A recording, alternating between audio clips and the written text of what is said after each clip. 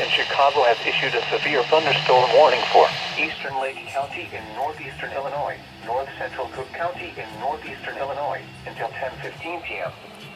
At 9:30 p.m., a severe thunderstorm was located over Arlington Heights, moving northeast at 40 miles per hour. Hazard, 60 miles per hour wind gusts. Source, radar indicated. Impact, expect damage to roofs, siding, and trees.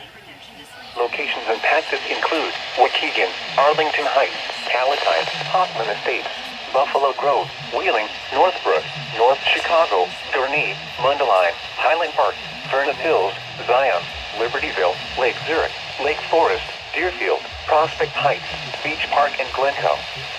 Including the following interstates: Interstate 94 between mile markers 12 and 30. Interstate 294 between mile markers 12 and 30. This includes Great Lakes Naval Training Center, Lake Forest College, and Ravinia Music Festival. For your protection, move to an interior room on the lowest floor of a building.